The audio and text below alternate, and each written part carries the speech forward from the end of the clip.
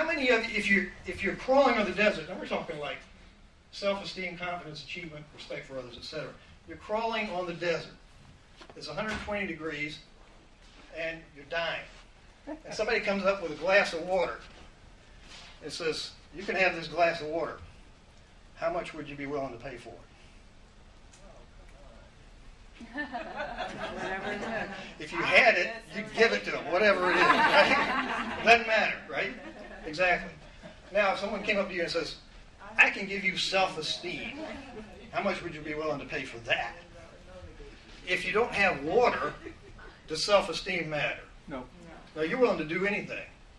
Mate with monkeys, whatever it takes to get that water, right? I mean, you're going to do whatever it takes. I mean, I'm just exaggerating, obviously. But the point is, you're going to do whatever it takes to get what you need before you jump the ladder, so to speak, and go after self-esteem. I'm just giving you examples here that basic needs have to be addressed first. Now, this is what I call the normal cycle of manifestation, which means that if you want something and you do it, and let's take Mark for example. Mark's a very successful businessman. He goes out, he has a thought. I think I'm going to start a business. It's okay if I talk about you, Mark? He has a thought. I think I'll start a business. I think I'll open up a studio, whatever. He has a desire, and he wants to do this to pay his bills or to pay the overhead or to pay the mortgage.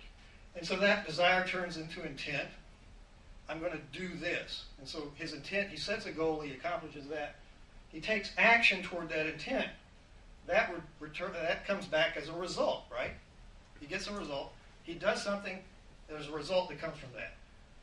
After that result, what happens? He sits back, looks at what he's created and says, this is great. It is good, as God said on the seventh day. So we have this cycle where we go through thought, desire, intent, action, results, and then we have a certain amount of fulfillment. Now that's ideal. Why doesn't everybody do that? Huh? Why doesn't that happen for everybody?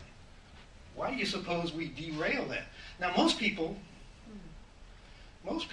don't have what I call passion, because if you go through that cycle, you build up a passion. Remember Dr. Gray talking this morning about the ability to, once you do something, you get the results of that, it helps fuel your passion for it, right? So success builds on success. The more you do something successfully, you're going to develop a passion, aren't you?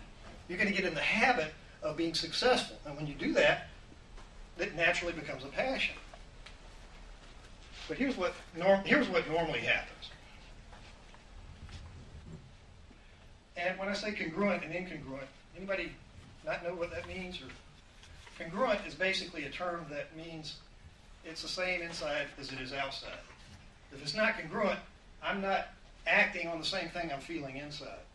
So most people are incongruent. They say one thing, but they're going to do another. How many of you have ever made a mistake, right? Remember the first question? You say you're going to do that. I'm going to lose 20 pounds, and then you start to lose 20 pounds, and maybe you lose 10, and then you go back, and then you forget. The mind intercedes, and I forgot I was supposed to lose 20 pounds. Or, some other rationalization. What happens is you have a thought, I'm going to lose 20 pounds, desire comes in there, but there's another element that's called a hidden decision that sort of creeps in there. The hidden decision says, well, losing 20 pounds is difficult. Or losing 20 pounds means I'll die. And this is hidden, by the way. This is not something you think about consciously. But there's a feeling in there, if I lose 20 pounds, there's something about it that's not right. And I call it the law of the very good reason. There's a very good reason why there's a hidden decision. You made that decision for a very good reason. You just don't remember what it was. The desire and hidden decision creates a mixed intent, means you're acting toward losing weight and you're acting against losing it at the same time. So consequently, your actions have a hidden agenda. Anybody ever experience that? Mm-hmm. You don't accomplish it, so you either stop the action or you sabotage yourself. And what does that lead to? You're not fulfilled, are you? After 2 months of trying to lose weight, you're going, oh my God, what did I do? I spent all this time and all this money, I haven't lost a pound. And so that leads to unfulfillment. You just go through the cycle again